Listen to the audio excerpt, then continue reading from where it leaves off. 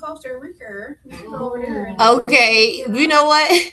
Mom said she changed her mind too. She went to Panama instead. Oh, my mom's like Panama too. Yeah. I get it. Our older population, Panama. Oh, really? That's okay. Yes, my mom. We did a trip over there to scout out some places for her to live, so she'll be moving in like. I just text you, Casey. I see. It's two. It looks just like. Like which one? The one for the adult recaps? When that one had a lot more transition. I kind of feel like this is delayed. So why is this delayed? That's what I don't understand. We were just fine. Maybe I mean, because that day. I'm not gonna worry about it as long as we connect.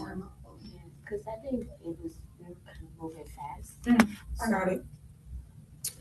Oh, Lord. You want that instead? Yeah, because that is just too similar. Yeah, I can understand that. Yeah, it was fun, but I think it's because it died, and now it's trying to. No, this is the laptop, and it's on this. It's live on you. It's alive on YouTube now, but you see how it took so long to pop up. So I know the delay is on my side. Did you find it or no? Just a little bit. You know, I was yeah. Let me see what happens if I just go straight to YouTube.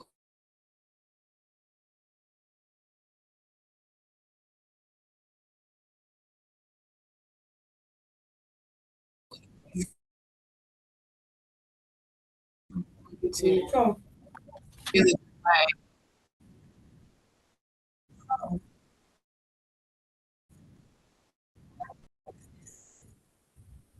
All right.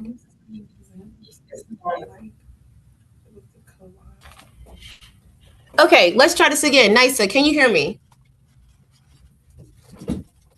Yes, I can. Oh, we're not. That's hardcore. It ain't even like a little. Can you hear me? It's like a whole 30-second conversation with that. Is gonna be. Yeah, I can hear you. Can you hear me? I can hear you. Yeah, that's good. Okay, so why did I hear this now? Hold on, let me get this off. I need to be set up. Girl, I already know. Just let's see what happens if I disconnect the audio. Can you hear me? Yes, I can hear you. All right, perfect. All right, so we are live streaming, guys. I'm going to get started real quick. I don't have my notes with me, but we'll get those later, okay? You sit down. I'm gonna let you know what's going on. No. Let's see. Okay, so we are already live streaming. Hey guys, welcome to the W.I.N Community Podcast Live Experience. Woo! Let me get some applause in the room. So listen, we've been doing a live podcast over the last year because we know that virtually in our spaces at the W.I.N, for those of you who have been in the W.I.N spaces, we always start online. Been on Clubhouse before, you probably heard of us. But we took it to other platforms. So we do have a podcast live streaming in all countries, everywhere. You can find us on every podcast channel, Women into Networking. We also have community members that have been featured on this podcast, and they are absolutely amazing. But the stories behind the brand are what we look for. We know people buy from people, right? They don't just buy products. And so our community values the stories behind the woman in the business, okay? Or what we call the woman behind the brand. So I'm going to start with, first of all, saying thank you to our sponsor, Pop-Up and Create, for providing the space. This is amazing. We got to experience the pop-up halls. And also make sure you guys come in and create your own content. They have amazing rooms, and you can also rent out the entire space for your business if you would like. But we also have amazing opportunities for you guys to meet the Healing While Building community when you come in here. And today, you're going to be meeting some of our virtual members in the community at W.I.N, and you'll also be meeting some of our partner community members who we met here at the Healing While Building community and Pop and Create space. So let's first start off with Nisa. Nisa, please tell everyone who you are and what you do so they know more about you.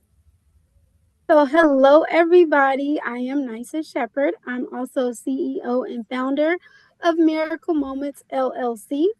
And Miracle Moments LLC is based off my life where I experienced my first miracle moment at birth with my esophagus and my stomach not connected. And that is what inspired me to create Miracle Moments. And within Miracle Moments, we create logos, Custom Songs is our signature service. We do graphics, implementation of AI receptionists, flyers. We do a little bit of everything here at Miracle Moments because every moment in life is your miracle moment. I love it. I love it. And we all know this tag, right? Yeah. I do want to say this too because you talked about the actual story that you have that started this brand for you when you talk about miracle moments. And I do want to talk about that from a standpoint because this is the mother's edition of the women overcoming. We talked about women overcoming struggles, and we do want to do a little bit of a more raw, unfiltered version of this. When you were going through that experience and experiencing your miracle moment, what was going on when it came down to how you would say, how did your mom deal with that situation? What did that look like for you and your family when it came down to that? That's a very good question because actually, when I turned 35, I did an interview with her and my dad because I'm starting the process of working on a book about my life. And, you know, there were some questions that I kind of often thought about, like what I experienced. And I'm thinking back on it, like, a child with an issue at birth, some parents don't have the ability. Well, I would say, since we're talking about moms, I would say some moms may not have the ability to handle a child that has that issue at birth. Not only that child, but having five other children at that time. So being the youngest of six, I know when I talked to her, one of the questions that I asked, because it was a tough question, I was like, at any point in time, did you ever feel like I was a burden having to, because the day after I was born, I was sent to Duke Children's Hospital, like 2.5 hours from where I currently live, right? So I was like, well, at any point, did you feel like I was a burden to you or the family because, you had to leave them at some point to come check on me at the hospital because I wasn't able to come home right away from after birth, right? So she did answer no because she was like, God blessed her with me. So why would she give me away? So that actually made me feel really good. So, yeah. Okay. So that's amazing. So it wasn't just a matter of, something that happened. It actually was something that curated an experience for you and your mom that led to curiosity of you asking your mom at 35. Is that what I heard? Yes, when I turned 35, I did ask her that. Wow. I don't know how many people would actually be brave enough to even say that because I know that that can lean into a feeling of I don't want to feel like I'm saying something that may make my mom feel a certain way either. But Mhm. also, I'm sure that alleviated you to understand what it's like for a woman to have a child and to also love that child, but to not necessarily feel burdened when there's something that that child is blessed with, because that is not just something that happened to you, happened for you, correct? Correct. And then I also asked her, I was like, at any point in time during that, did you ever feel like it giving me away? I asked that too, because, like I said earlier, not a lot of moms or have the capacity to handle a child that has issues, let alone still having five other children to take care of, and you being the Yeah, sixth one, right? Because that can weigh on your mental and different um, other areas of your life. gotcha. That's interesting. So mental health, okay? Mhm. Because as moms are women, real people too. Yeah. And I think the fact that we can birth and have babies does not take away from the fact that we're still human and we Hmm. still need to do things. So, what did your mom do? What did you see happen in your mom's life, or that you actually took for yourself as a self care means? I'm sure she dealt with a lot, 5 kids, 6 kids, I'm sorry, outside of you. And then now dealing with, knowing that she went through so much as a mom. I don't take it for granted because it's already enough that you're a woman having to put your life aside for another person. But then if there's other things that you have to deal with you're not prepared for, I'm sure there has to be some type of things that come out of those challenges. What did you see your mom go through when it came to that challenge, and how did she overcome it? Well, one way that she overcame, she leaned more into her faith. She had a strong support system, her, my dad, and of course the church. And from what she told me, she said her faith and prayer played a real big part in the journey that we experienced during that time of my life. And my mom, she's a very strong individual. Uh, and even with asking her some questions, I felt like I got to know another part of her that I didn't know before. Mhm. And even as a mother, you won't know everything like in one sitting. So over time, like just probably like a couple of weeks ago, I just learned something new about her that I didn't learn before.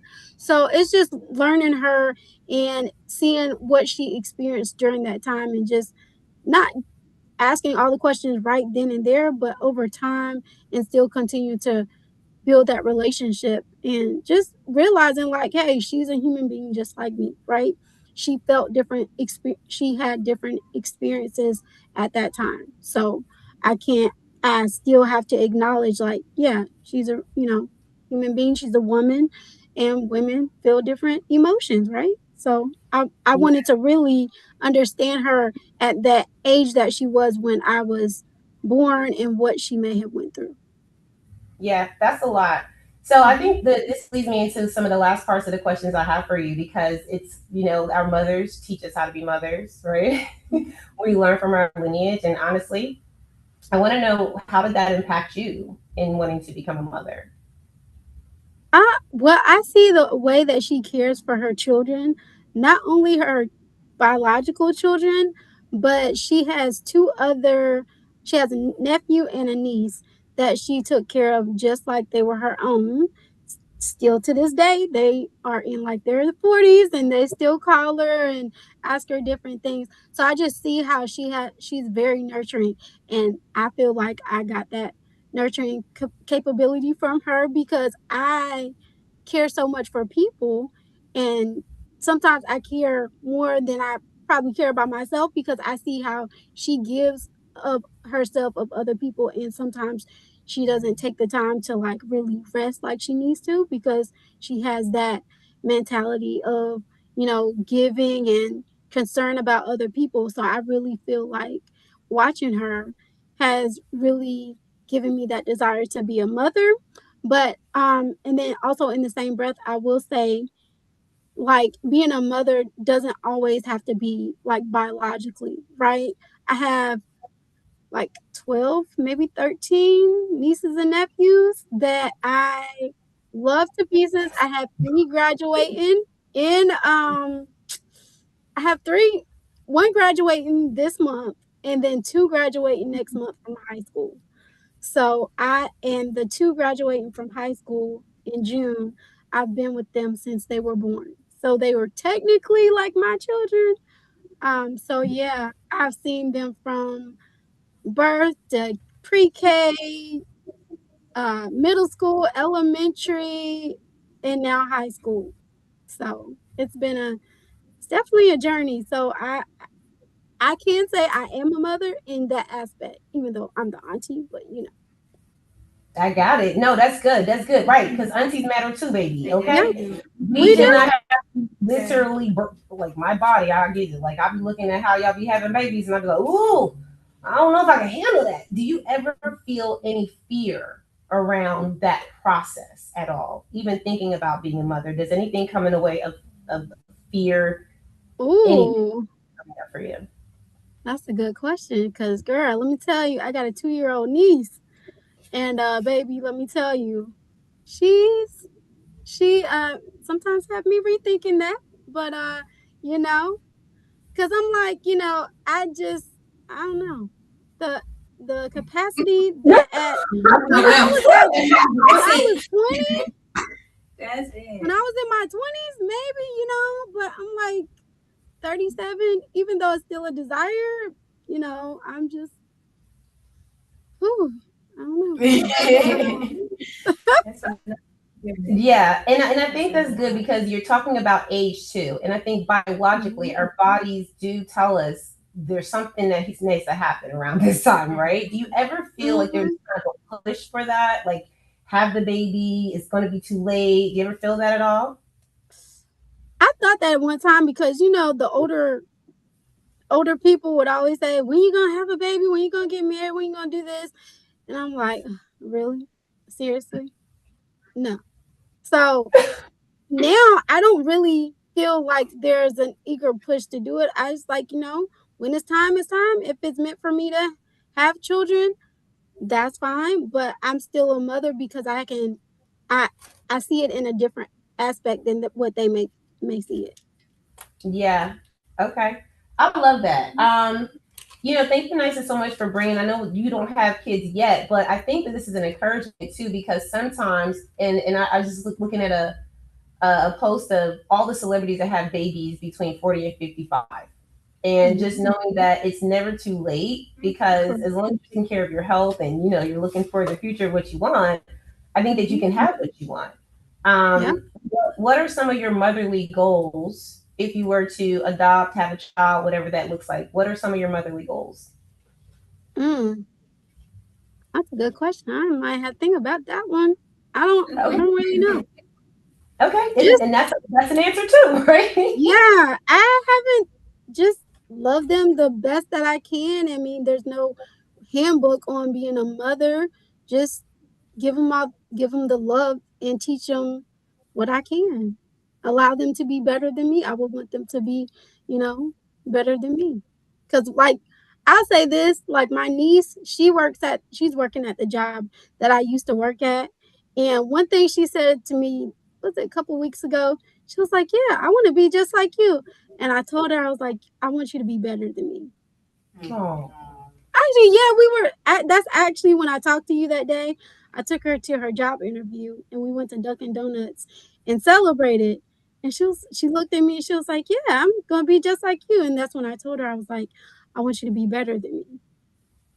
girl, you make me cry. Right. So, like when she said that, I didn't expect that, but like we have the same middle name.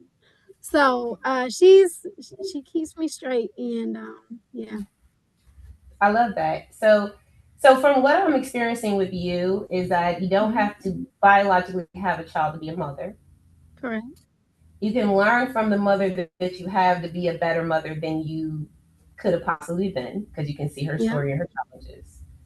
And also, you can value the journey that you're on and just appreciate Mhm. every moment of it. I love that last part. I really love what you said about, being the impact in your niece's life.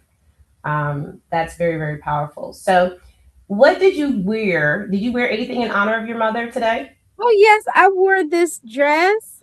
So we have a match. So I think it was 2018. We had this church anniversary. So me and my mom matched with this outfit that I have on. I'll take a picture and post it. So that's where I wore this today. This dress Oh, I because we love we have a it. dress alike. Well, I appreciate that, Nisa, and thank you for sharing your story too. We're gonna have three other speakers, but I do want to start with you because I know you are going to be momming tonight. So you're Yes. gonna get it out early. And also being able to give people an opportunity to get to know you, because as a woman behind the brand, you still have a brand. Let Mhm. people know how they can connect with your brand and what it is that they can get from you once they connect. Oh yes. So you guys can connect with Miracle Moments on Instagram, TikTok. I'll be live tonight at 9ish. Um, Also, you can catch me on Facebook and I said Instagram, LinkedIn.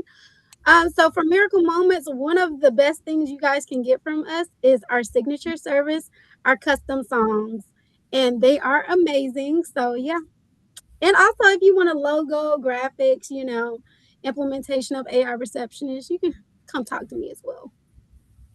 Awesome. Okay, well, thank you, Nisa. Before we get you off the stage, I would love to see Mhm. if there are any questions from the audience. Anyone? I have a question. Okay. Was it was it tough to hear your mother's response when you asked her about like her experience raising you when you were going through those tough moments as a child? No, it wasn't. You said hard, right? Yes. it wasn't hard because I kind of already knew, but I wanted that reassurance, right? Because you just like you just thinking it, but you want to know for that you know, right? So I just wanted that assurance. That's beautiful. That is beautiful. Awesome. Well, thank you, Nisa, so much. We Can I say appreciate you. one more thing? Yeah. Okay, so the reason why I actually wrote the song "She Still Shines" is because I do desire to be a mother one day, and that is the whole story behind that song "She Still Shines." So Absolutely. And I appreciate that, Nisa. And what I'm going to do is we're going to bring up our next speaker. But before we bring up our next speaker, okay, we will play She Still Shines. We want to make sure that people get to understand what you do in your business. And I do think it's a beautiful song that honors the mothers this holiday season. Okay. So, guys, we're going to take a quick pause on the podcast. We're just going to play the music and then we'll have our next guest who is Miss Casey. Casey is going to bring some amazing vibes here. She is physically in the building, and you're going to get to know more about her in about 5 minutes. We'll see y'all. Stay tuned.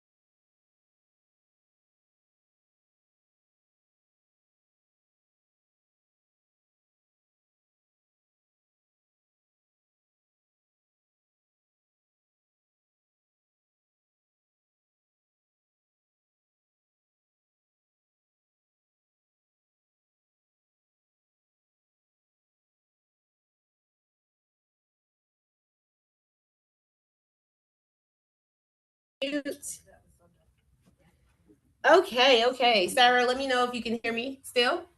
We will make sure all the virtual people can hear us. We can hear you. We can hear you.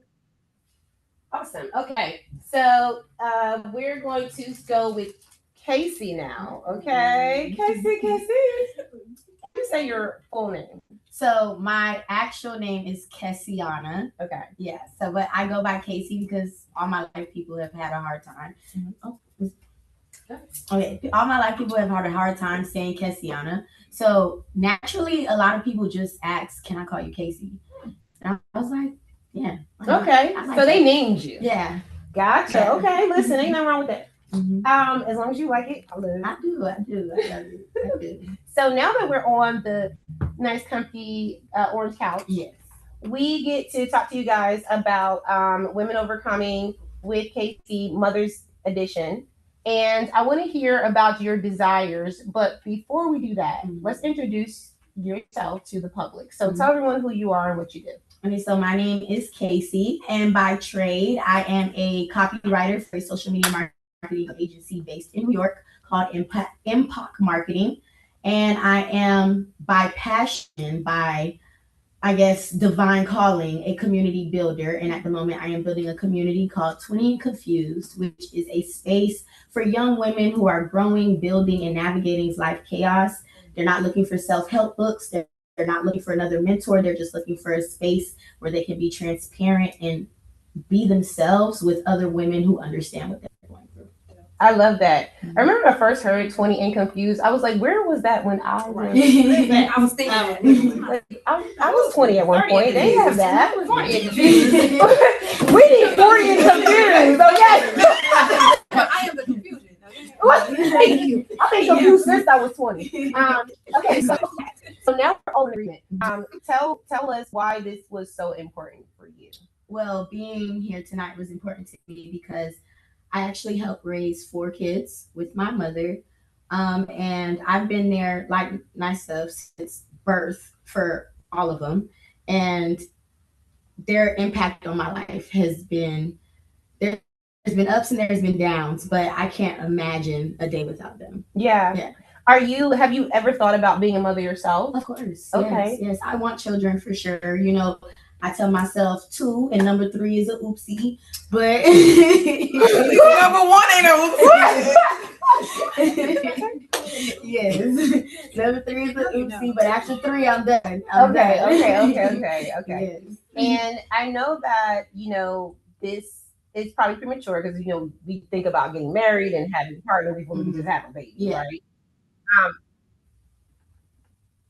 That was weird. confirmation. Yeah, it was like say the tone. Okay.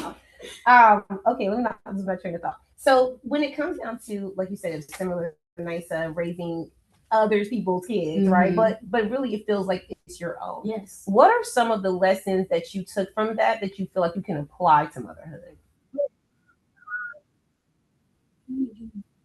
Oh. We need to do that. You Sorry, guys. YouTube is playing music? Yeah, we played it for the intermission, but I never paused it. Okay, so we're back. This is being edited, guys, before we actually post this, so don't worry. But this is the live version. Okay. So remind me again. So the actual lessons you learned from raising the kids that you did kind of raise to what you want to apply to your life as a mother. So one of the biggest lessons that I learned is that when you're not stable within yourself, it's hard to raise children. So for me, the biggest lesson is getting not just my physical life together, my financial life together, but my inner life, my spiritual life, getting that together as well, my mental together. Yeah. And it's not to say, I'm going to know everything or just be in this perfect space when the child comes, but at least I'll have more compassion, more empathy, more patience, more understanding, because when we're raising kids, especially today, like I feel like the kids are so stimulated by so much. We don't acknowledge that the temper tantrums, the outbursts, all of that comes from all the extra stimulation. And parents who don't understand that have a tendency to lash at the children. And I think when you have a better understanding of your child, you can come to them with love and still discipline. So that's the biggest lesson that I've taken from this journey. That's good. I heard that, because motherhood doesn't come with a rule book, right? Yeah. So it's kind of like, depending on when you have your kid, you may not be emotionally, financially, or any prepared for that, right? Yeah. It's like, these are just things that happen. Actually, I don't know anyone who prepared for their kid. I don't know anyone who said, I just did this on purpose. Like, most of the time, it's like, I'm pregnant, like, I'm having a kid, right? So being as though you are learning these things by your own experiences, what are some of the challenges that you have seen, say, your own mother go through? So my mom, she had me when she was 16 years old. So that in itself was a challenge for her. I was 13, 14 when she had her second child. And then after that, she popped them all out back to back. Just out, 1, 2, 3. And then the last one came 3 years later. So I like just watching her navigate that and overcome all the challenges that has come with that. Like, so I'm Haitian, and one of the things she likes to call me is her mise baby, which means that I experienced a lot of her misery with her. I was there with her. I held her through it and kept her going and moving forward. So just being a part of that journey with her, being emotional, talking about it. I'm getting emotional. I need some tissue. Going through that with her, it was a lot. I like as I've gotten older, I had to learn my own emotions behind going through this journey with her. I had to navigate them because at the end of the day, me and my mom, because she had me at 16, we grew up almost like besties. Yeah, so like we're so close in age, she understands me so much, and I've been able to share with her so much. But as I got older, there was only but so much she could give me, because she wasn't giving much. Her mother passed away not too long after I was born. So she had to navigate this world on her own. And it took me a while to realize, like Nasa said, she's a person too. She's been through things. She has emotions. She has feelings. She has mental breakthroughs that she has to get through herself. And before I didn't understand that, it caused me to feel rattled and angry because for a while I was low-key blaming her for the trials and tribulations. And it's not necessarily her fault. And I necessarily didn't have to stay and play a role in my siblings' lives the way that I did. I have a father. He was very much capable of taking care of me. He advocated for me living with him multiple times throughout those years. But I made the conscious decision to stay with my mom because there was just something deep down inside of me that said, she needs someone to hold her hand through that, and I need to be that person. Because regardless of how I feel, no one will give her the love and compassion that I give her. No one will give her the sympathy and understanding that I give her because at the end of the day, she's my mom. And no matter what, she can do no wrong in my eyes, So once I got older and I started to look back at the things that I wished, I kind of took more seriously in my own personal life versus like making my whole life around my mom and the kids, I kind of got a little resentment towards that. But my journey, my spiritual journey with God allowed me to alleviate that pain and realize that those moments shaped me and created the person that's sitting here today. So I have no regrets. I have no, I don't want to change anything about it, honestly, because I wouldn't be able to be the person that I'm looking to be for other women if I didn't experience these things. Powerful.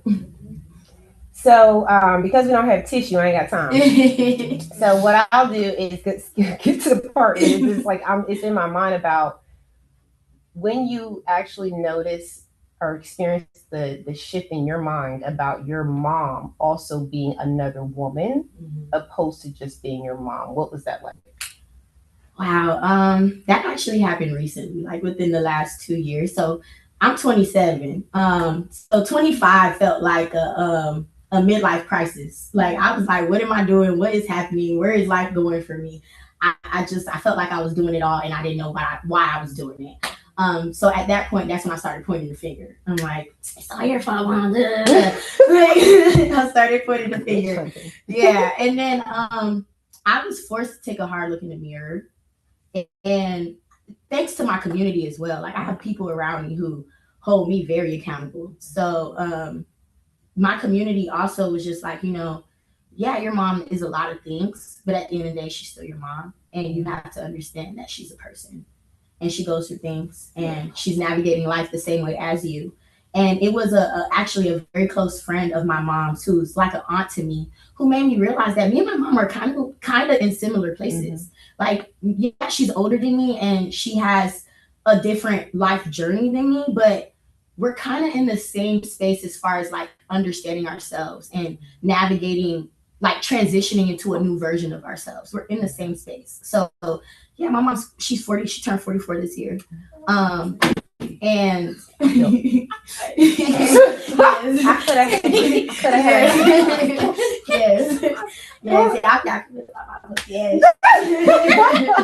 yeah, she turned 44 this year, and it made me realize like 44 is not that old. It's not. She is still very young, fruitful. She still wants to live her life. She still wants to experience things she didn't get to experience at my age. And I have to give her grace, and I have to understand that she's trying her very best, and it's not easy. Yeah. I think there's a glass half full in everything, right? Because when you think about the age and how you guys are still young together, I think that's so special, right? Because you can kind of help each other through scenarios and situations, that you both have experienced before. Yeah.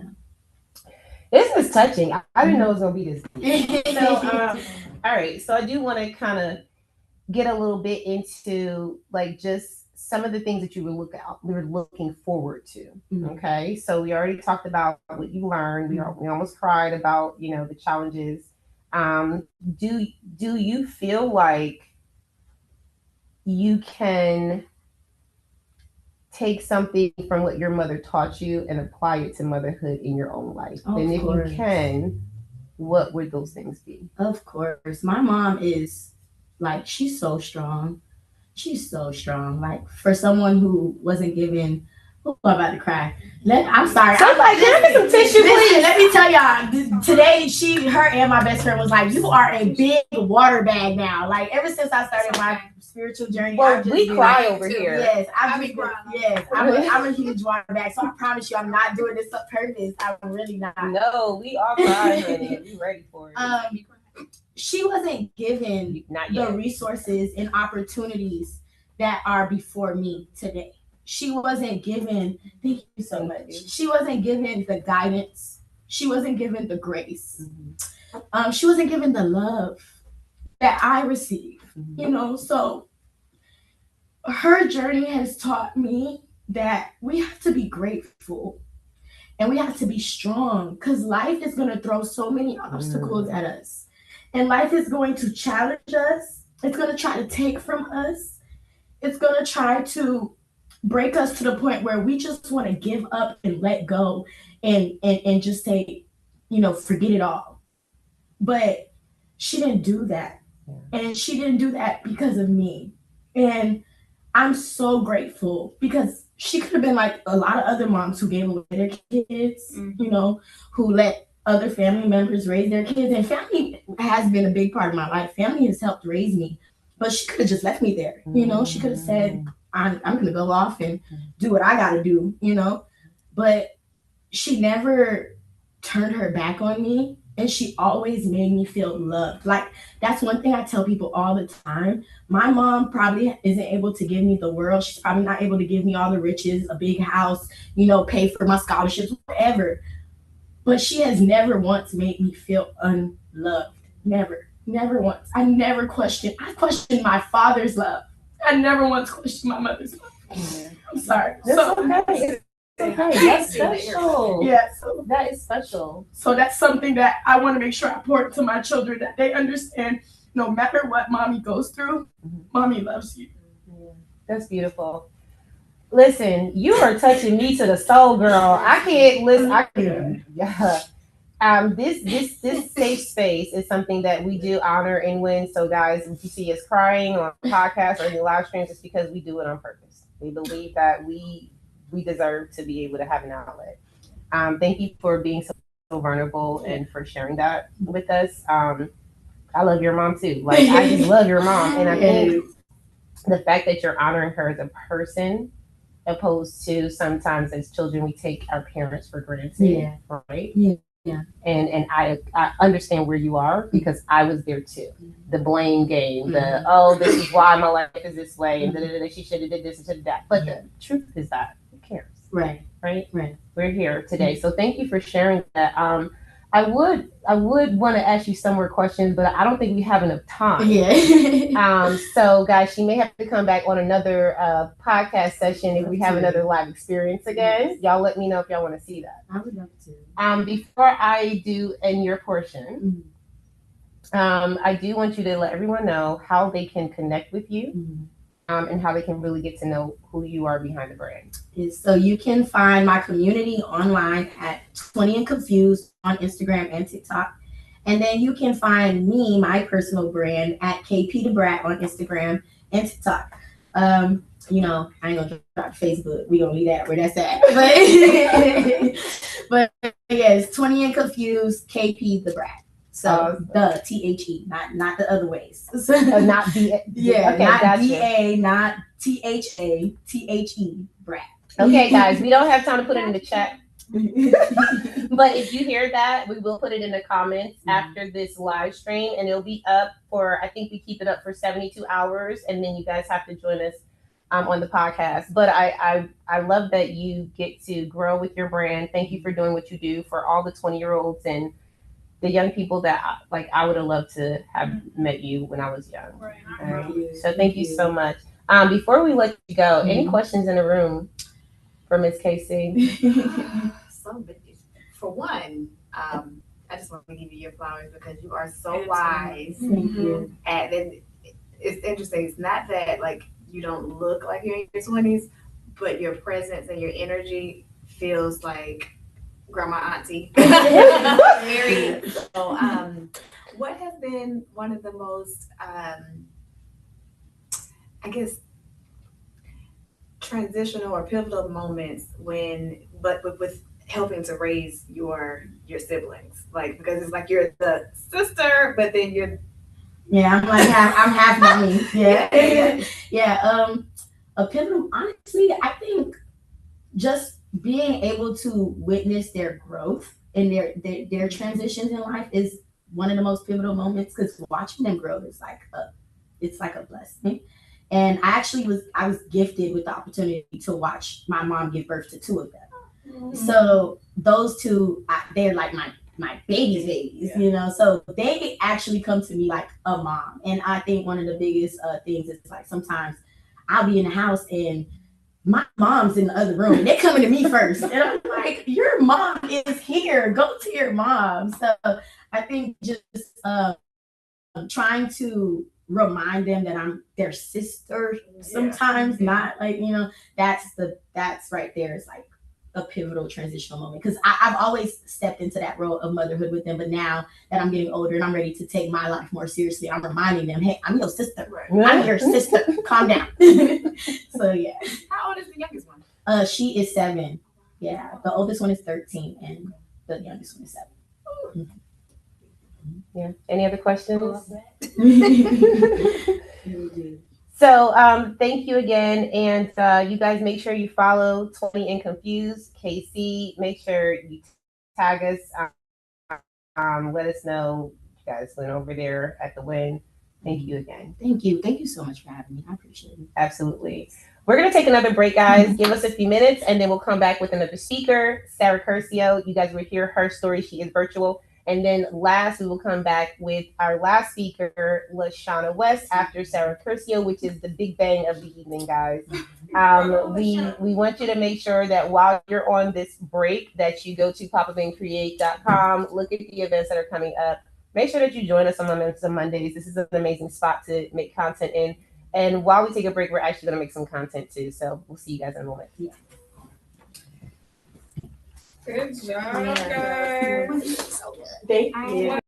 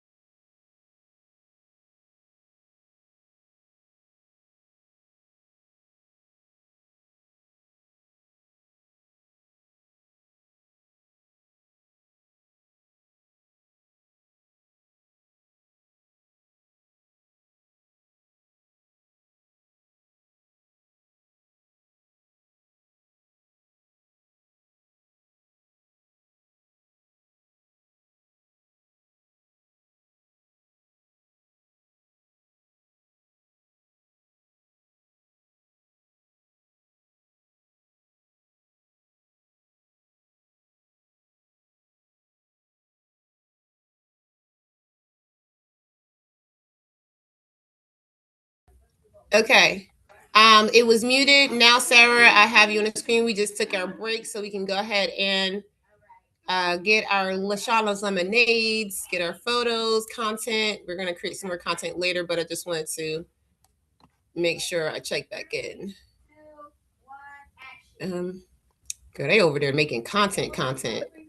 I heard them say 3, 2, 1.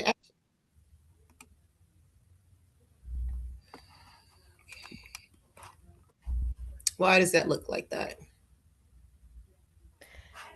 Hey, Allegra.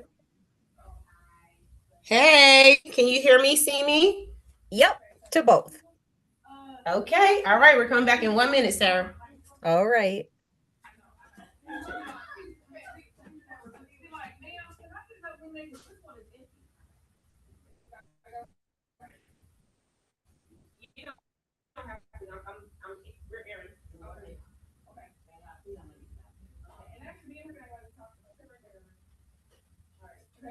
Three, two, one, action.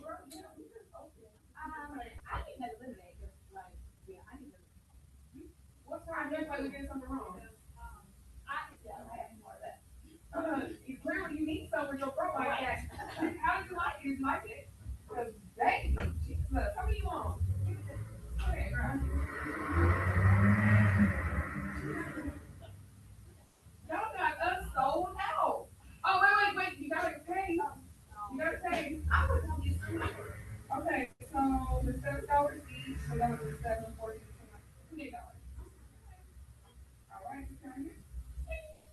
thank you. Take care, guys. We need that. Good job. That remind me of these other kids that be arguing. Speaking of, bruh, we about to do a skit up in that cell. She said, matter of fact, you keep this. That was a good one. You came in, I thought someone was really wrong. I said, I wasn't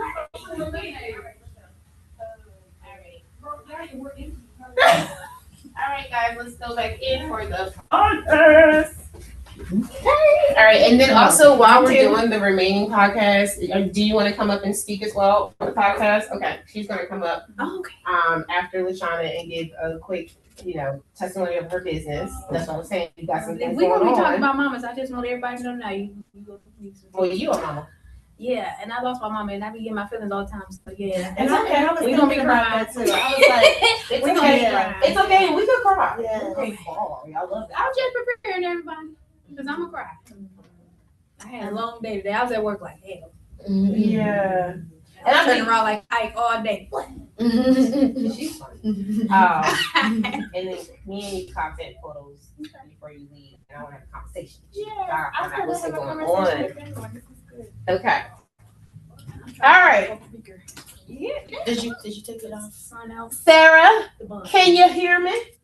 I can hear you. Yay! All right. This portion is brought to you by Lashana's Lemonade and Papa Figure. Okay. So we're here with Sarah Curcio, another guest speaker for the Women Overcoming Mothers Edition for the Women into Networking WIN podcast live experience. First of its kind for us, and I'm really excited because Sarah is one of our New Jersey leaders, our program manager. Sarah, I do want you to introduce yourself to everyone so they know who you are, and then I'll have some questions I'm going to ask you about motherhood. Sure thing. Hi, everyone. I'm Sarah Curcio. As Allegra said, I am the WIN's program manager, and what I do is basically recruit and train the interns, the volunteers, and the mentors. But in addition to that, I'm an entrepreneur myself. I'm CEO of Sarah Social Strategies, and I'm a social media strategist that develops organic social media strategies to spark engagement and insight, along with increasing visibility and credibility. Awesome. Thank you, Sarah, for letting us know what you do. Also, I want to know about this motherhood thing, right? Like, what inspires you to talk about motherhood? Tell us about your journey. Well, there were a few different things. One, I was a stepmom for a decade in my previous relationship with my ex-fiance.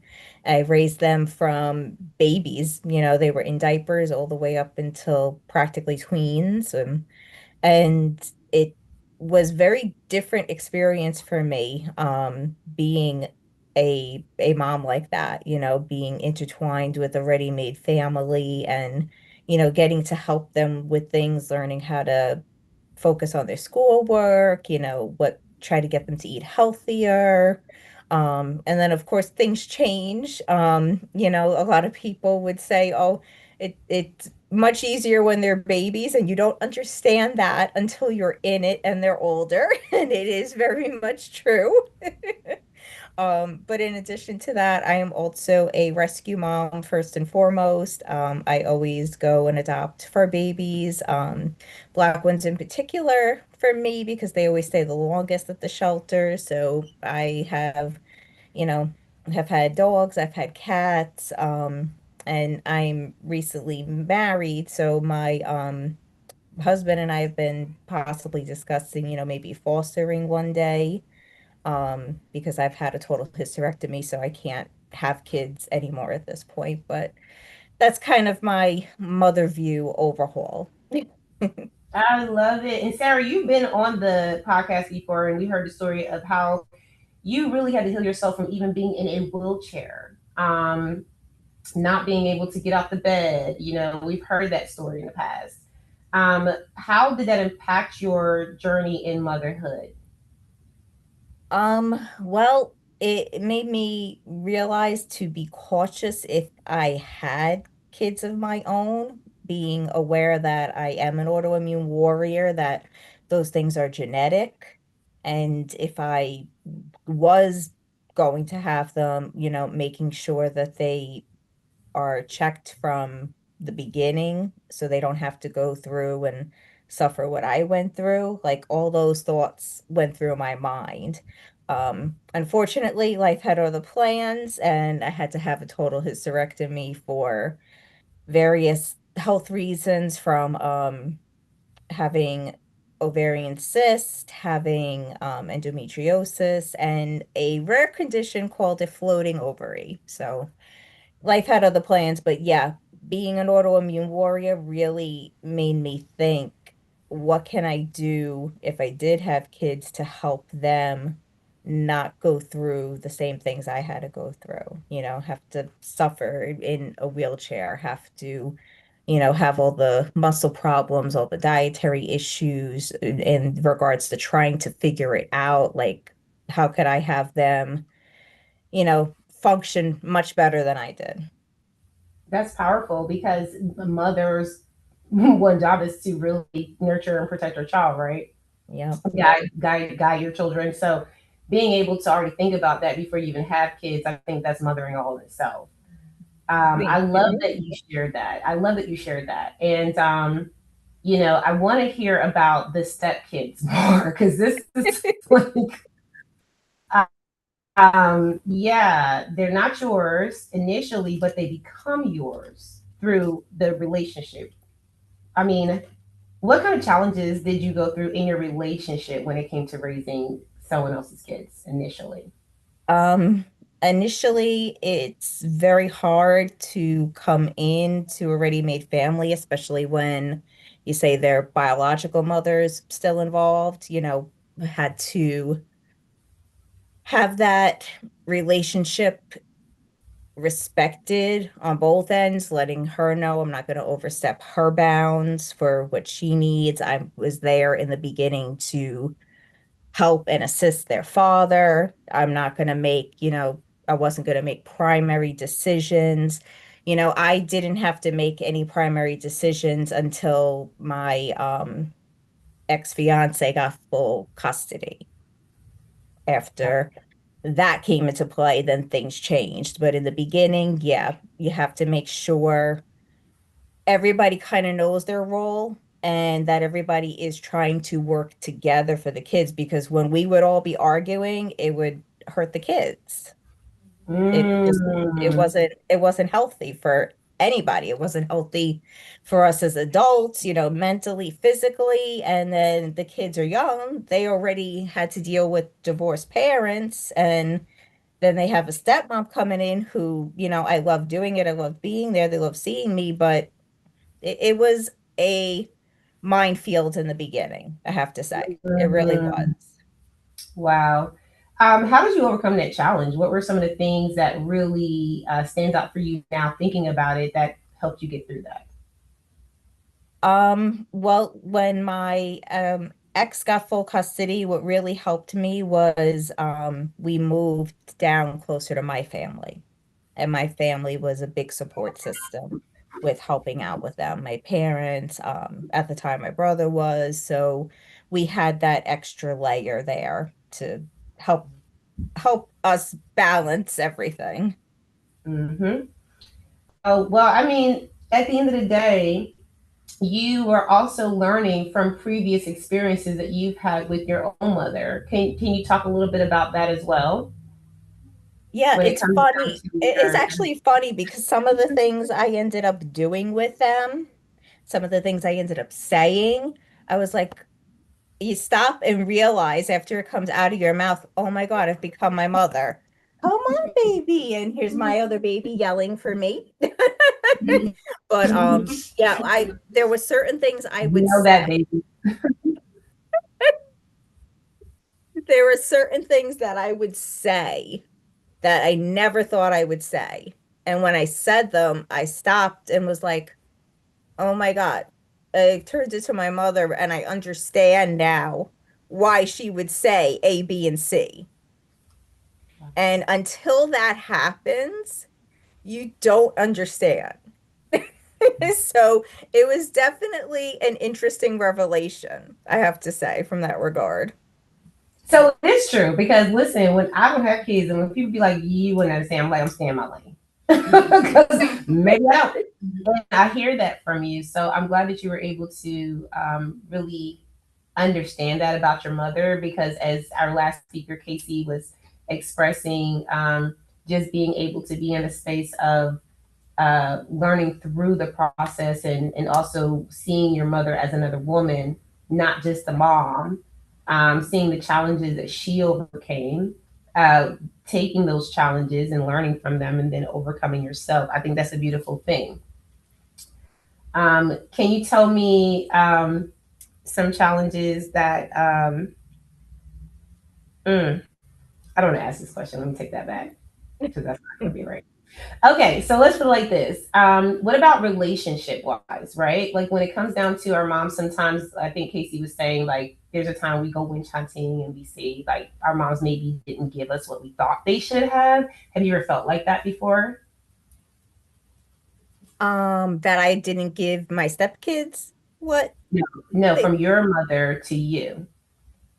Do you ever feel oh, like you were ever in a position where your mother should have taught you something or given you something and you felt, maybe betrayed by it by any chance? I mean, does anything come up for you like that?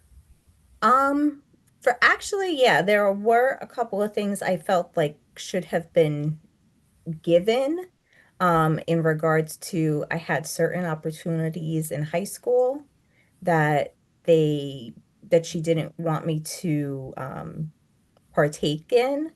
And I felt like those opportunities could have been beneficial to me in the long run, especially before I got sick, because I got sick literally right out of high school. So I felt like if I had partaked in those opportunities instead of, her fear of trying to protect me from what she thought take over. So I would say that comes to mind the most. Yeah. And how did you overcome that? Like, did you ever get to a point of just saying, I understand, or is it a conversation that had to happen? Like, let's Um, go through. No, a conversation did have to happen later on.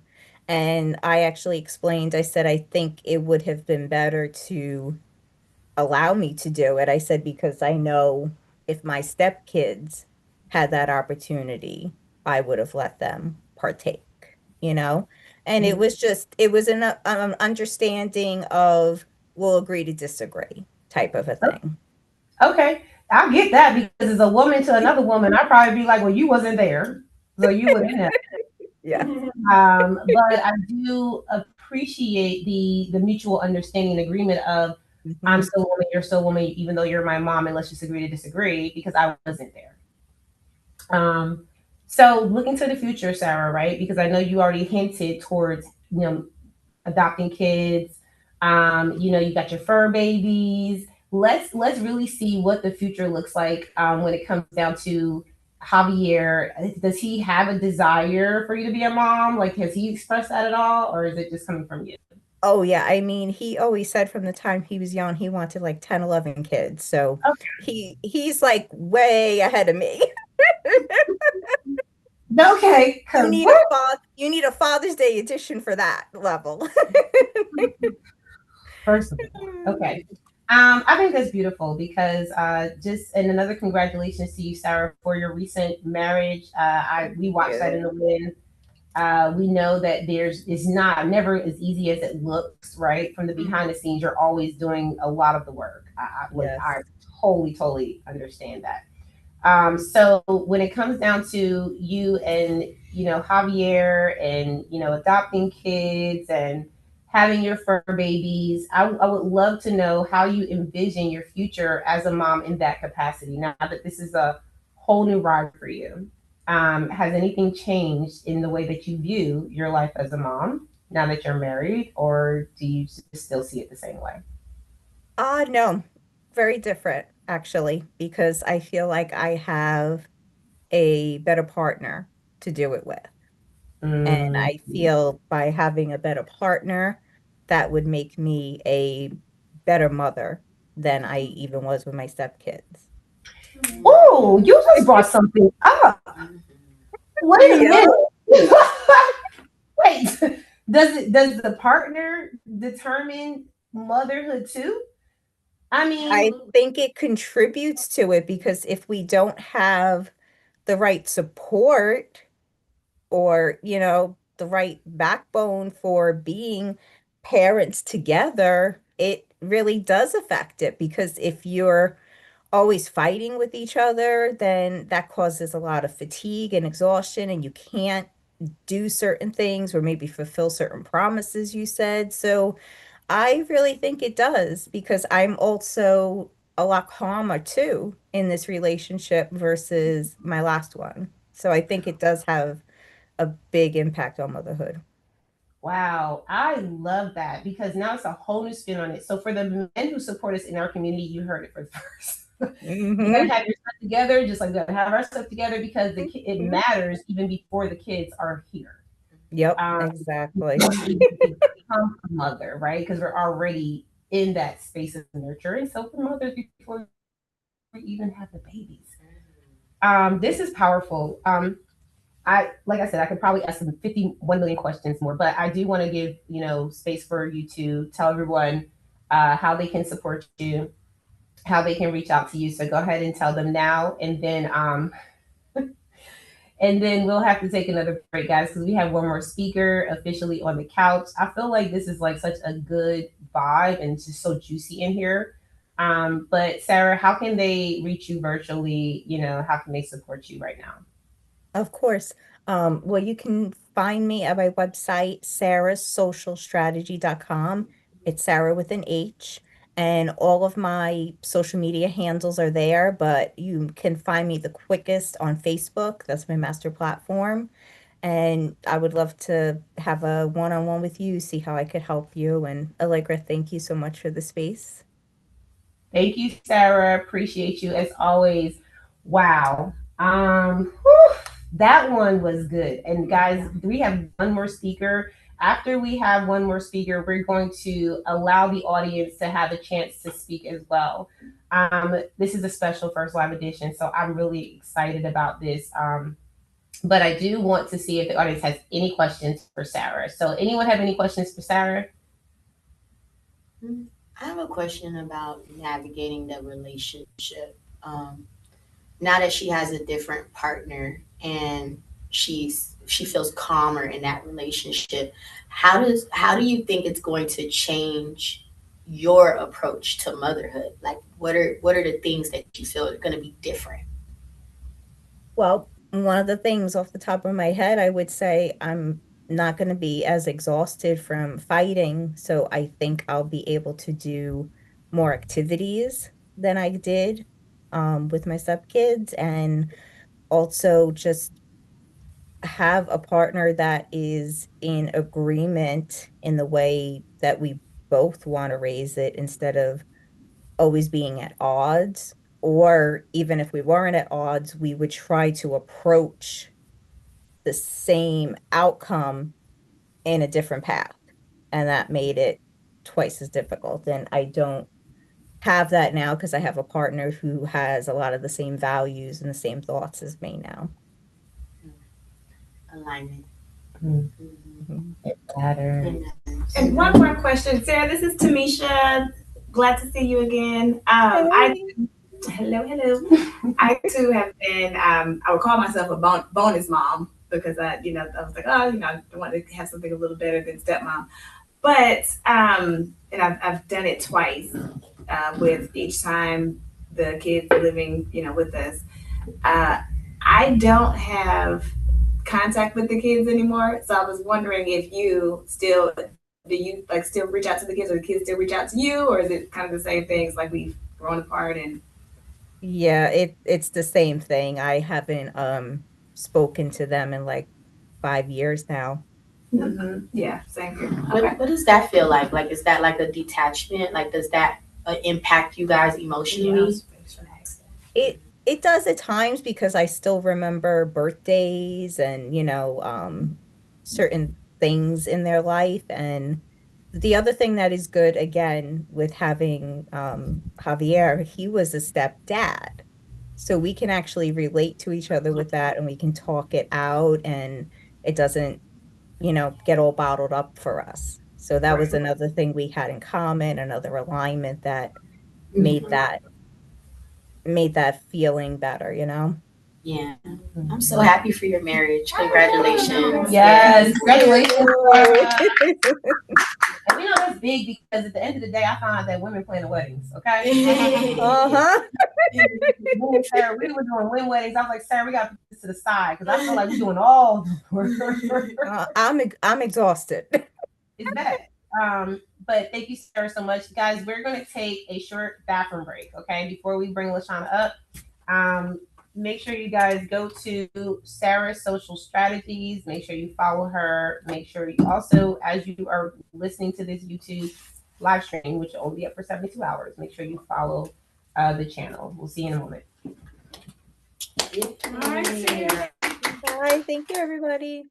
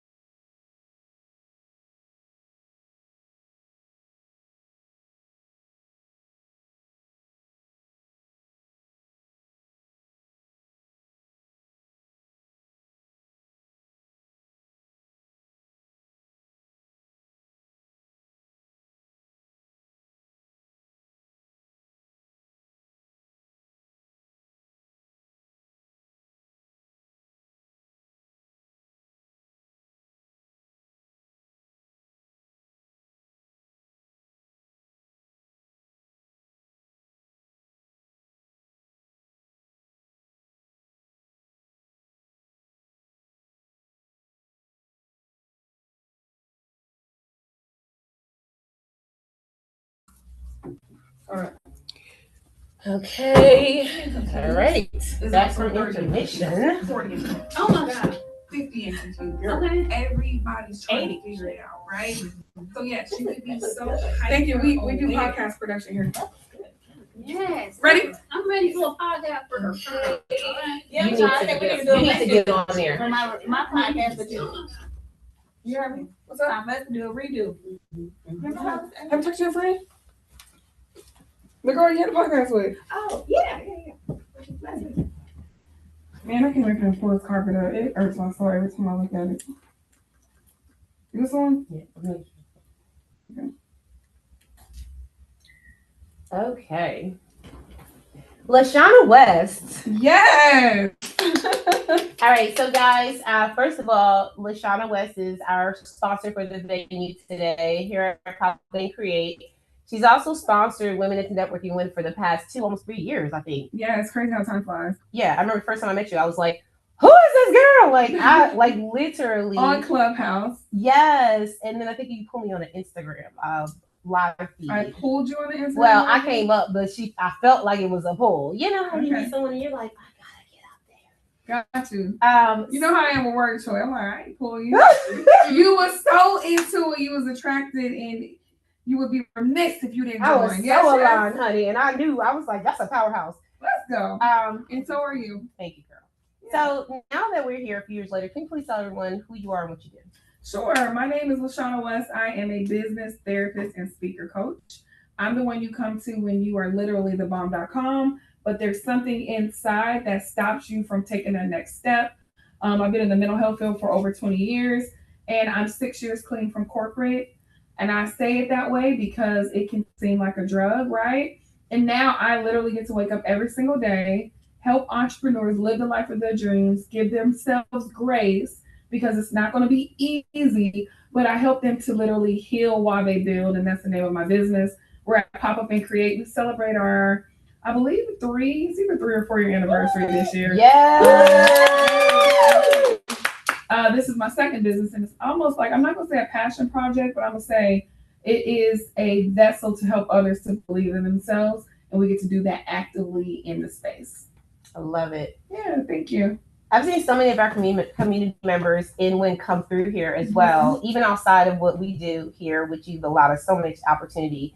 And I love how the community that you have here has been so impactful for people. Can you tell them a little bit more about that? Yeah, when you say community, are you talking about the people that walk through the doors? Okay, because the ironic thing is my community is called Healing While Building, and it helps entrepreneurs to literally just to kind of be vulnerable and not be ashamed of what they've been through and take the steps that they need to do the big things that they feel like they cannot do. And organically, we also attract just amazing, high vibrational, loving people. Like, depending on where you go in Atlanta, you just don't know what you're going to get, right? And so I pride myself in attracting those kind of people, and it's never failed to where we get good energy in the space. And if I do feel like something's not aligned, we will have a conversation and see if it's a good fit. And if not, they may have to go somewhere else, because I'm very, very protective of my energy and the ripple effect of everyone else's energy. So yeah. I love it. It's like mama to all. Yep. Yeah. Right. See, everybody mama. Yeah. I don't know if I want to claim that I have one, but yeah. I want to talk about that one. Let's talk about you being a mama of one and what that is like for you. So I'm a mom of one. Her name's Jasmine Escobar, and she actually is the creator of LaShauna's Lemonade. My brothers are like, why are you naming LaShauna's Lemonade? Why are you named after mom? I said, because I'm building this legacy and it's named after me. Anything else? And it sounds really good. LaShauna's Lemonade, right? Mm-hmm. And it's interesting how people, and mind, this is no shade to any of my family or anybody, but people will question and give their opinions on things that they're not doing, right? Mm-hmm. And sometimes we'll listen to like, you know what, maybe I should change it to my mom's name, or maybe I should change it to, no, maybe you should not. Maybe you should say, mind your business and come and buy some, come support, instead of questioning. And I don't even think that people realize that they will impart their scarcity and their negativity onto you, they don't wake up and say, I want to do this. It's kind of like who they are. Mhm. And so you have to check people spot on. Otherwise, the behavior will continue. Yeah. And I don't think I answered your question. What was the question? No, I was just telling you, tell us about being a mom. Being a mom, yeah. So I just had to get that off my plate. But being a mom was amazing. I have a 23-year-old. Similar to Casey, we grew up together. I had her at 20. I'm 23. Sorry. I know I look it. Okay. I'm 43. She's 23. And I remember in college, in aerobics class with the belly. I got my bachelor's, I got my master's, and by the time I was like 27, 28, I was done with school. And I couldn't have done it alone. Like my mom was able to watch her. She didn't have to go to daycare, things of that nature. But what I realized was I was so determined not to let a teen or early pregnancy impact my life. That was the catalyst of me leaning all the way in.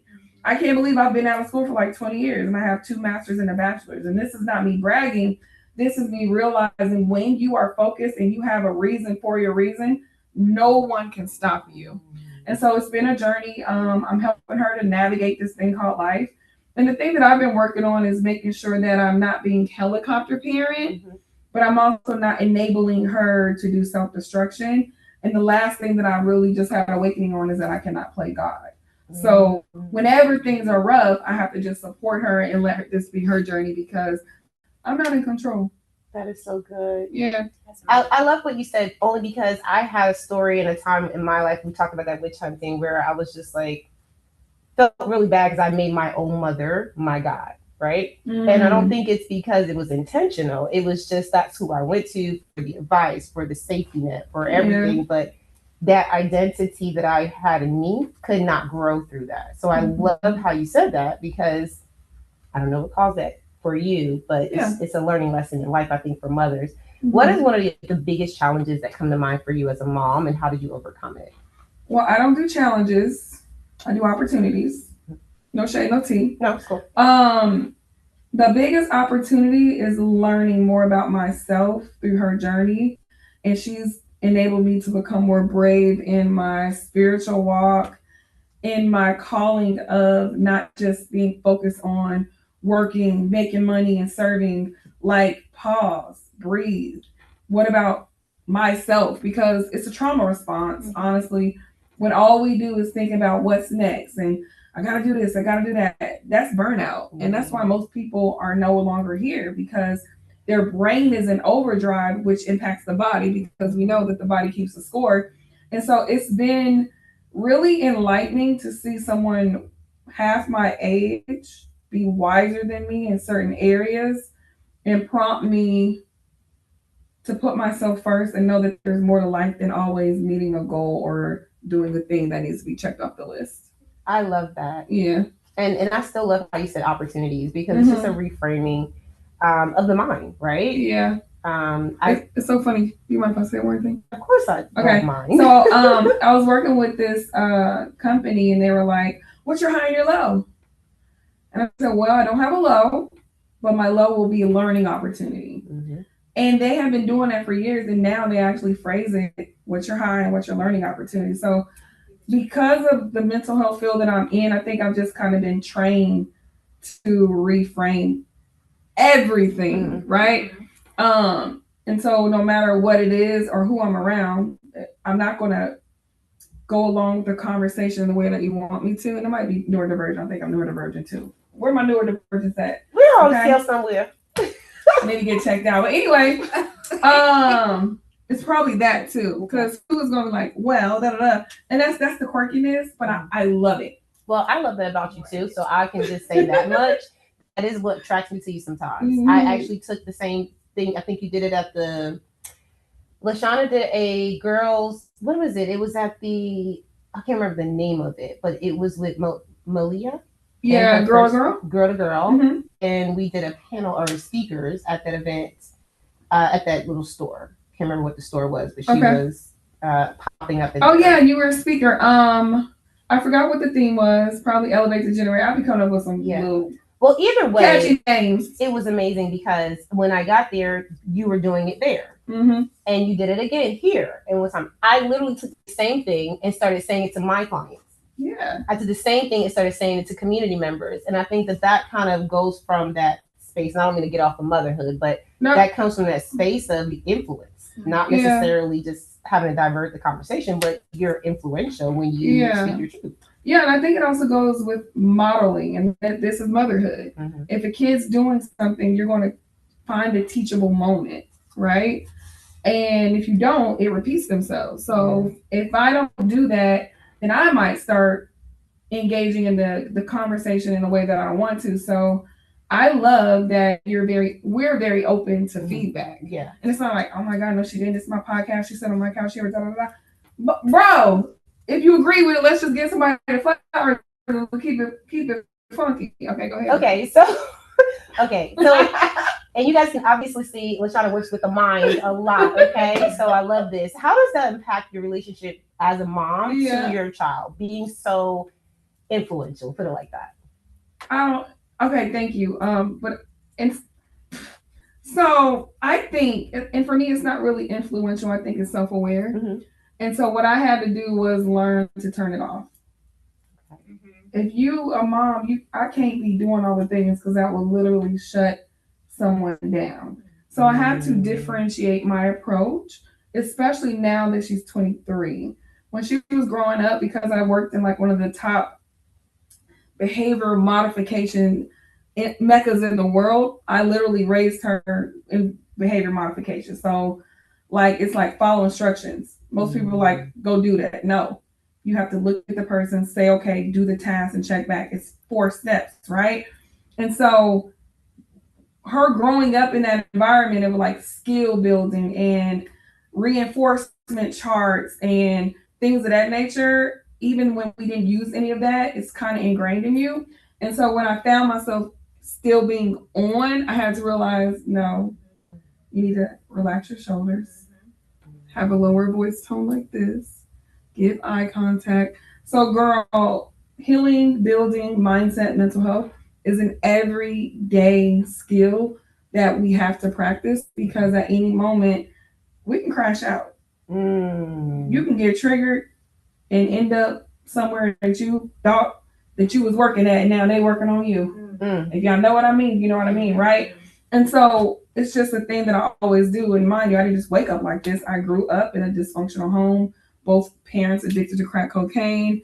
And so I was kind of forced to break the generational curse, and that's what ended me up in the mental health field. That's interesting, because that was pretty much what I was thinking about. How did your relationship with your mother influence the way that you raised your daughter?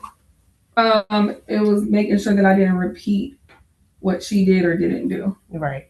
Yeah. But it also was a catalyst, because if I didn't struggle, more than likely I wouldn't be the person who I am. Mm-hmm. It's always a double-edged sword, and it's about how you see it. Mm-hmm. So I know some people kind of blame their parents. Oh, my mom did this, my mom did that, X, Y, Z. No, she was pretty resilient. Like, she has 2 kids who are therapists, doing very well. She has like a 6th, 7th grade education, but I will tell you, super resourceful, ride or die, all the things. So it's just interesting how when the universe gives us our journey, how it ends up unraveling without us knowing. That's amazing. And I love your mom, because she has such good energy. Thank you. I had the pleasure of meeting her mother. So yeah. When it comes down to motherhood on your end now, back to you and your experience as a mother. Sure. What are some things that you look forward to with your daughter in the future? So we always have fun. I think every day is Mother's Day. Like, we'll go to the Beltline. We're foodies. We're like, okay, we're about to get this Frontier pass so we can just travel the world. Where are we going? Yeah, we're about to get this weekend. And so kind of like Casey shared earlier, because the gap in our age is close, I feel like we're very tight, but you also got to be conscious not to be too tight, because then it's like, where's the line? Mm-hmm. So what I'm looking forward to is helping her to continue to trust herself, navigate this thing called life, and ultimately release some of this self-imposed pressure. Yeah. And it's funny because a lot of the things that she's struggling with, I'm working with 30, 40, 50-year-olds on the same stuff. But the problem is, though, she's starting to struggle with it and care about it too early. Yeah. Where's the fun? Where's the you know what I mean? It's like you don't have to know who you want to be when you grow up. If you guys read the book by Michelle Obama, Becoming, she said, stop asking kids that. Yeah. We're 40, 30, whatever, and still don't know what we want to be when we grow up. So, yeah, it's just helping her to breathe a little. Mm-hmm. Yeah. And I also love the fact that you guys have a bond. I feel like you guys do have a bond. Did she create Lashana's Lemonade? Like, did y'all kind of do that together, or was that like? I'm just curious. Yeah, thanks for asking. That was like a buffer, guys, so I can think, right? You guys can laugh, it's fine. The truth is, I create in my sleep. I have ideas like at the yin yang. So I thought of it, I created it, and gave it to her. Mm-hmm. That's beautiful because you gave her an opportunity. Yeah. And that opportunity gave her that exposure. Mm-hmm. I literally would go to Jasmine every time we have an event here and be like, I need some lemonade, girl. I need some lemonade, girl, right? So it's wonderful to hear that that's something that you were able to do with her. And I think the other cool thing is she elevated it. Like, I didn't think, all I thought of was lavender. If you pay attention, you see a lavender and you see the lavender color. She has created it to be 100% alkaline, vegan. She has lavender, hibiscus, mint, all these natural herbs that give it energy and synergy versus it just being a one-trick pony. Mm-hmm. We have delivery. She was trying to go deliver. I said, no, they're going to pay. We're going to deliver this through Uber. You have to make sure you're safe. So it's been a learning opportunity too. And then she's making passive income. The lemonades are in the cooler. She already made like $50 today, and she's not here. I didn't plan this, but I think when we are courageous enough to lean into our desires and our creativity, the world is our oyster. Mm-hmm. So now we got people who can enjoy the lemonade while they're here creating, having a podcast, an event, and everybody gets to eat, feel good, and ultimately drink lemonade. Yeah. And it's Lashana's Lemonade. Okay. So I think this is such a beautiful thing. And guys, we might have to come back and do another live podcast because I have so many questions. Totally. And I think that this is just something to be dug into because we are doing a lot about legacy and generations this year, and we're bridging gaps for those generations. Yeah. At our rescheduled conference, guys, in July, we're really going to be talking a lot about how different generations grew up. Mm-hmm. And how we now, sometimes in our families, have 5 generations. Yeah. And how are we bridging those gaps now that we are living longer? We had kids early, right? Mm-hmm. So as a mom, how many generations do you have in your family? It was 5, but right now it's 4. Okay. Jasmine, me, my mom, my mom's mom. Mm-hmm. And I think sometimes we take those kind of things for granted when you have the layers of generations still around, but we have 4 right now. That's beautiful. So moving forward, I think that this is something that we can all learn from, okay? And if you look at each generation, what would you say one component you pulled from each mother in the generations before you? Yeah, that's a great question.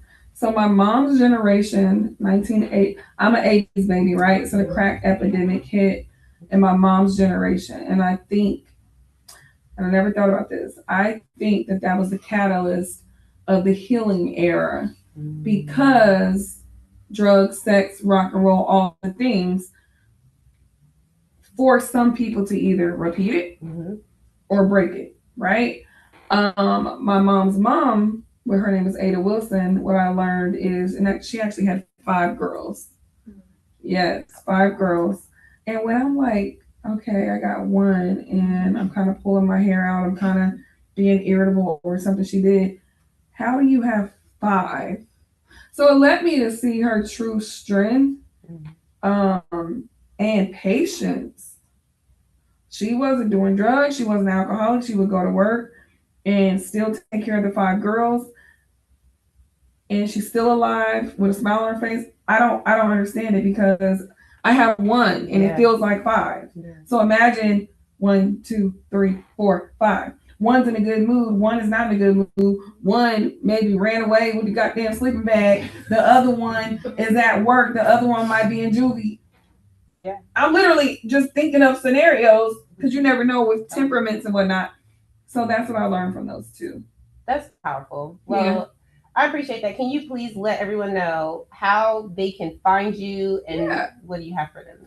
Totally. So you guys can find me on all things social at Lashana West. That's LASHANAWEST. We have a Healing While Building Summit, November 6th, 7th, and 8th. And if you are a part of the W.I.N community, she will give you the code so you can save 50% off on top of our early bird ticket right now.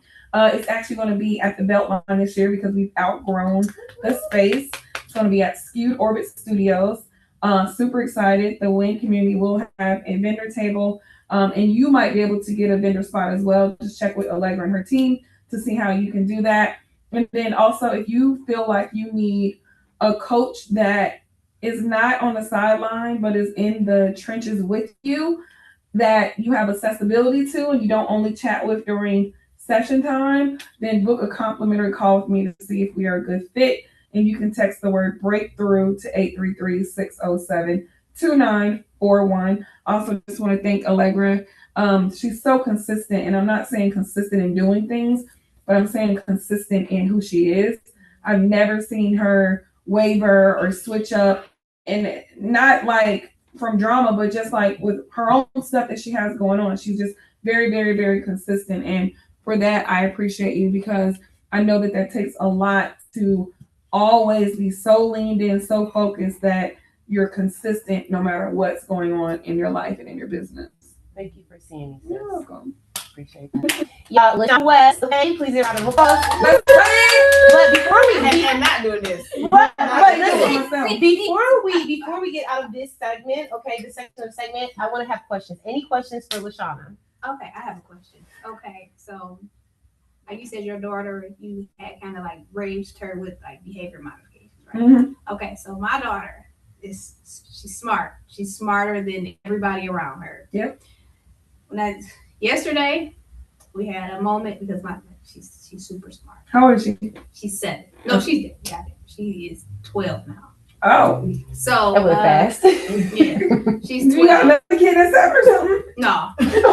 Her name is 7. Oh, okay. Give me clarity. Go ahead. Okay. So she's in class. She tells me about her day every day. So she's like, yeah, our teacher asked us a question, but the passage we read, it was alleged. So I said, hypothetically, he really didn't do anything. I said, you can't do that. Like, you cannot. Yes, you can. And it's like, I'm trying, because I want her, like, when we have conversations, she and I'm like, this is different. You can't do that at school. Mm-hmm. Like, you could have called me and we could have talked about this in the real sense, like during class. Mm-hmm. Could have got in trouble for that. She was pissed. She got off the phone with me. She's like, well, you know what? I'll just call you later because I'll just talk to you later. I said, oh my God.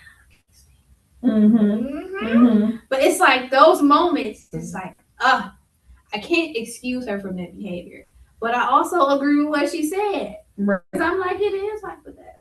Mm-hmm. So it's like, okay, in that, how can I say this? In that setting, like, how would you have handled that? Like, yeah. So because it sounds like she's gifted and she has a high emotional intelligence. Very high. Yeah, you gotta nurture that, but make sure to not create a monster from it. And I think that's where we're at with I'm trying, because you gotta find outlets where she can excel in that, but let her know the clear boundary line of not being so literal with adults. Yeah, and that was the discussion yesterday, and she was not feeling it because she's been about that life since she was like 8. Mm-hmm. Like, she sat there and told her grandma, like, yeah, your insensitivity to my needs made me feel unsafe, so I'm not gonna come over here. And I'm sitting there, and the way she called the meeting, it was like, I got scared. I was like, damn, what we do? Like, so also I want you to make sure to find moments to praise her the praise ratio between positive and negative is actually 8-1. Okay. Yeah. So that means, hey, thank you for being honest. Hey, thank you for taking time to chat. Because this is the thing. She ended the call and said and had good impulse control. Yeah. She could have went back and forth with you on the phone, right? Yeah. So find the praise moments, but also explain to her, hey, you're right. And I appreciate what you're saying. Yeah. But we gotta be respectful about and it's gross, it's so sticky. Yeah. It's gonna be some work, but if you're gonna grow. It's definitely good. Because it was crazy because as we were talking, I kept letting her know that I understand what you were saying. Yeah. And you are absolutely right. In that setting, you're gonna create another problem because if everybody's following your lead, now you got other kids questioning the teacher too. We don't do drama. Like that. Mm-hmm. So we don't want to cause that. Like one of her teachers, this was like probably she's super smart. Mm-hmm. She called her teacher incompetent. Now, it's because she's already. That's why I said she's already kind of a monster a little bit. So, she got skipped up in grades yet? Yes. How many? She actually moved back on her own. They moved her up like 2 grades, and she was like, I don't want to do that. And I was like, well, okay. She was like, yeah, I'd rather. She was like, because everything is so serious, and like, yeah, I know I'm smart, but everything is not that serious to me. Like, I want to come home and draw my pictures still. I don't want to have a packet full of homework. And I was like, she's amazing. She gets over 70s. She is. I call her the mini me. I'd be like, that lady gonna be president. Yes, 7's a divine number. Yes, it is. Yeah. It's so crazy. My son actually named her. So yeah. So her birthday is January 19th. I had her on a Sunday at 4:21, and she was 7 hours. So it was crazy. Oh, like wow. I was like, oh yeah, but she that Capricorn Aquarius. that cusp. So it's like we get home. I'll be like, find some activities where she can utilize all that. You say what? I said I'm put her in karate. I would say something more emotional that's gonna stimulate her brain. Because that's both. I'd be like. Okay. It sounds like you're doing what you need to do. Because I made sure that I didn't make her feel bad about what she was saying. I just was telling her it's not the setting for you to. I'm like, because everybody, like I told her, everybody around us is different. Yeah. I'm like, I'm like a lot of even my friends. I'm like, people don't communicate with their kids how. I'm like, how me and you and Jay talk. I'm like, everybody don't talk like that. And I have to kind of tell her because she's so used to because we have very educated conversations at the house. Like she's not used to not having those. You know what I'm saying? Having to dumb herself down either. So it's like the way she speaks to people. Sometimes I'll be like, we just gonna sit right here. You just talk to me, okay? They're not gonna understand you, and if somebody say something to you that I don't like, it's gonna be a whole nother issue, right? And your mama's still a YN on the inside, so I will definitely. I'm coming behind you, and I'm gonna cuss you out in the car, but it's just like I got you. I want to talk more about that when you come up here. Good transition. Yeah. No, seriously. So a commercial break. Come on. That was some hard shit right there. I'm trying to tell you. We gotta any more questions in the room? We want to talk about that. Questions. Come on, Wendy.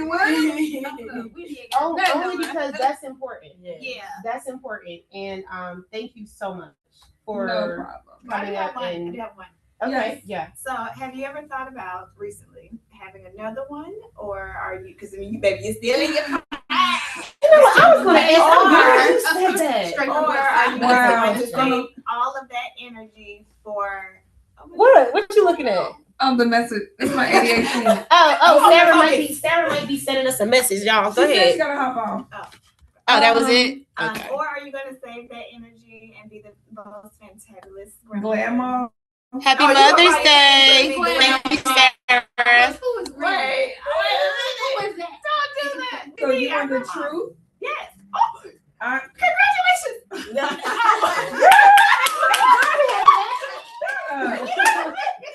I definitely yearn to be a mom again. I'm 43. And so I go back, I'm like, LaShawna, can you? No, I'm actually in perimenopause. though. Like I haven't had. I'm just gonna let everybody know. I haven't had a period in like 10 years. You can still have babies. I know in 2026, all the things I still could. So if I were to meet someone and they wanted to, and they were financially able to put me out of work and in retirement, I don't know if I said that right. Sure, but I'm not doing the single mom thing again, and I'm also not doing being away from my kid. Like this will look way different, right? I'm open to it, but it would only be if it had certain prerequisites. Okay. Yeah, even if I had to get a surrogate, as long as it was we having a baby. No, we not. I love you asking the question, but girl, I'm 43 years old. I'm 44. You have one? We might. Why not? Why not have another baby, right? And let's just Another. say this. I'm just saying, whatever's in the room, we're gonna have another one. Yeah. But here's the thing. I think that also speaks to motherhood.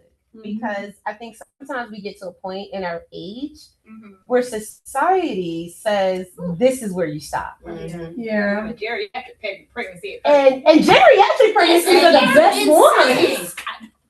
They're the best ones because I mean, I know they say hey, you're older and your body's not as equipped, but if you take care of your body, if you are in the right mindset, you're more stable, you're probably more financially ready, and you're more self-aware.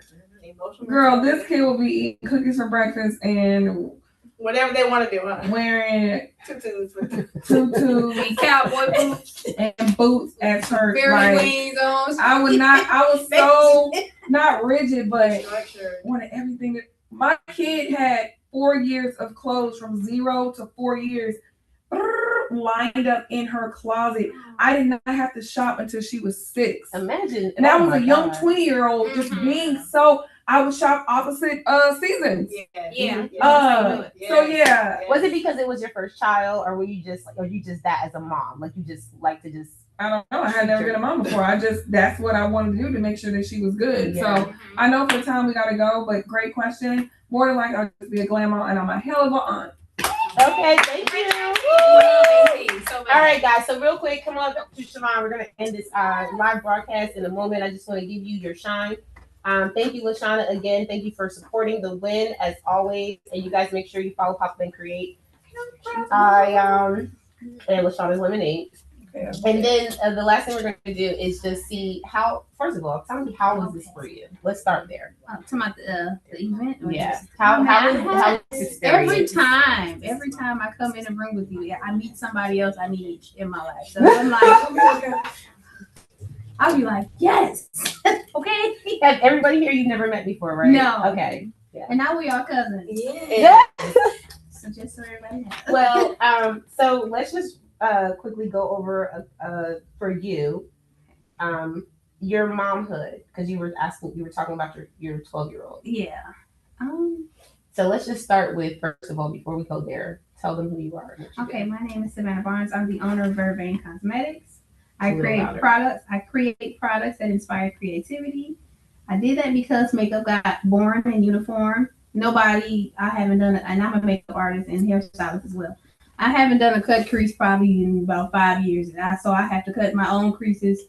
Everybody want a natural beat. I was like, so much more to makeup. Makeup is art. And we just treat it that way. So it's like I create all my products. Everything is color popped. We have color family palettes, and I do actually have a nude palette, but it's still, it's not your average makeup set. It's not at all. It's pigmented. It's very luxury. Let's get that. It's very luxury. So, and I created it it's for makeup lovers, just of all ages, all skill type.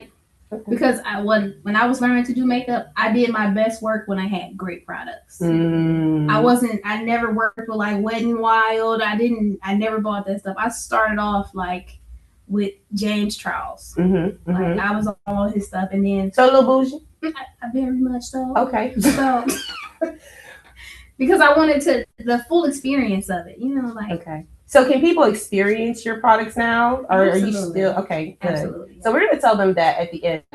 But what came up for me real quick though is you were talking about how intelligent your daughter is, how that is somewhat of a challenge for you?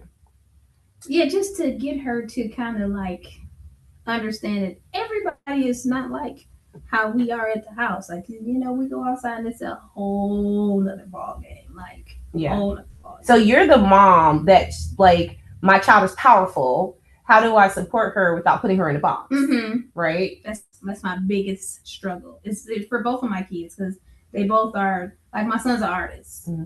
So it's like, he get in his world and he like, I didn't even hear them talking. I'm like, oh, listen. Mm-hmm. I got one kid that's super aware and he just la la land and he just over there like, what you saying? Yeah. So when you deal with your when you think about your kids and we think about how you are, and this is what came up for me when you was in the audience. That's why I was like, I gotta pull you up and ask you this about you, your daughter, your children, because it sounds like you started that. Yeah. And like, it sounds like you were the fueling vessel of, you are powerful, you are smart, you are, what kind of things did you do as a mom to infuse that into your kids? I just lived, you know, like a lot of times, because I had my kids when I was young too. I had my son when I was 17. A lot of us, when we are teen moms, we kind of like revolve our whole life around our kid. Like, I had a support system, so I would still travel. Like, I was going places, I was coming in, and you know, I was like, it's a little funny to say now, but my son has seen me twisted, like, and he's like, oh, my mom had a good night, like, oh, like twisted. Okay, she had a ball, like, I come in there laughing and stuff. He's like, oh, you drunk, huh? Just a little, like, so they see me living, so it's like, oh, okay, my mom's having a good time. She gonna travel here, she gonna travel there. I want to travel, and I'm over there like, yes, travel. Let me tell you something right now. Put your money up, because if you save $25 a day, in 30 days you got $700. Yeah. And I sprinkle you something. And was that entrepreneurial as well? Because if they saw you and they saw you in all of your elements, what did that look like when it came down to you and your business, being a mompreneur, raising kids? How was that for you? It just actually, that's something to think about. Like, I never really thought too deep into it because I was just in there, you know. I was just immersed in it and doing. Like, I never sat back and like, you know what, I didn't think about how this is impacting me. I just was doing it. Like, I never wanted them to feel like, oh, well, a burden, or, you know, because a lot of my friends had kids, but they had kids after me, you know. So it was like, their experiences and my experience, two totally different things. So it's like, we treat our kids differently. So it's like, okay. Yeah. And I think this is like the last thing that comes up to mind when it comes down to digging into your mother. I know you weren't even supposed to be on this like bench, but this couch, this beautiful comfy couch, but I do want to make sure that I highlight some things that just came up for me. When it comes down to your kids, like now in the future moving forward, what are some of the things that you want to cultivate as a mom as far as your relationship?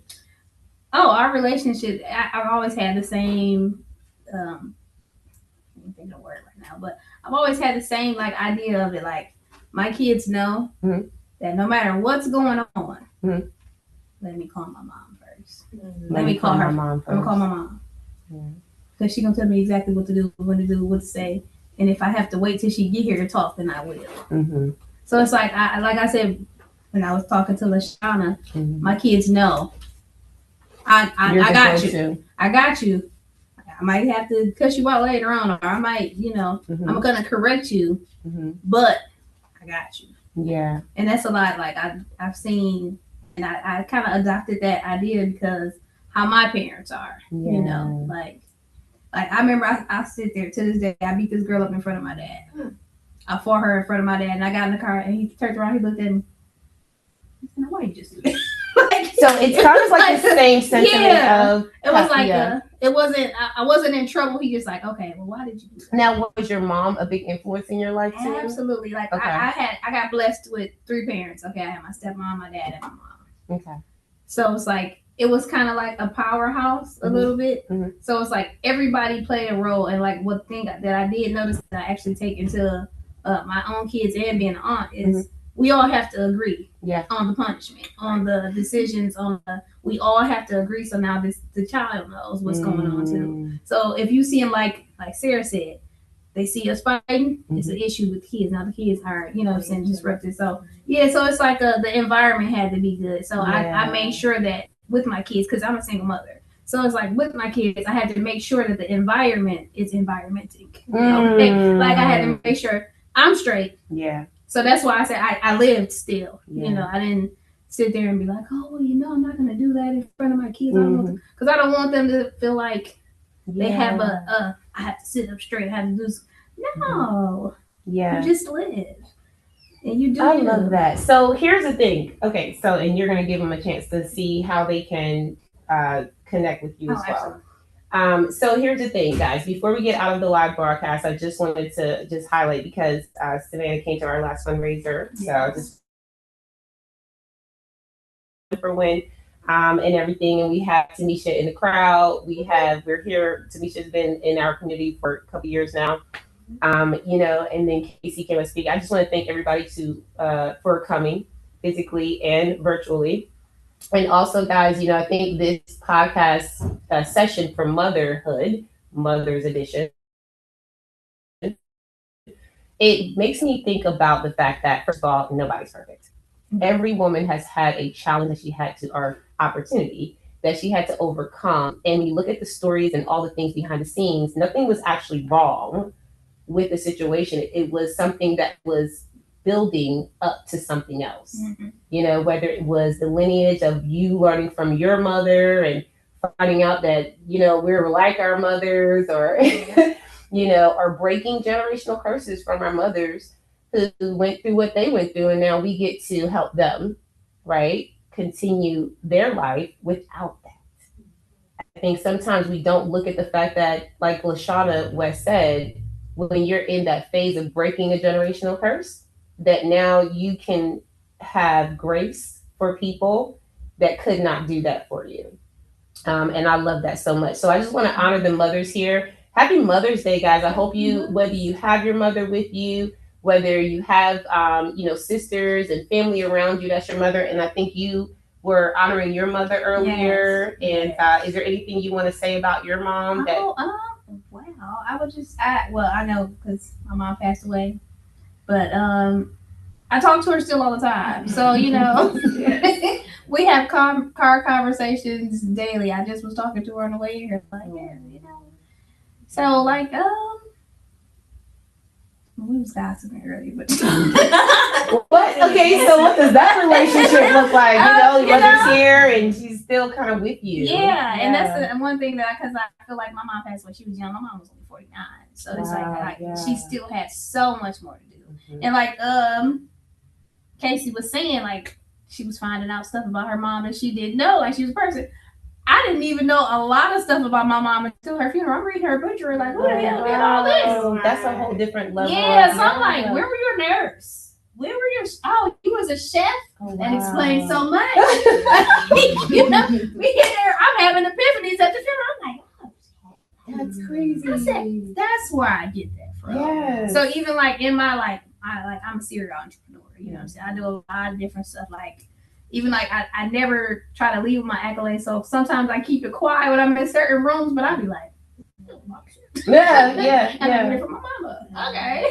That's beautiful. So it's like, yeah. So like she said, back to Casey saying, like, you know, we have to recognize our moms as people too, and then even ourselves as parents. You know, I am a person. That's why I said I still like once I learned that, like I was in Miami. My son was at home.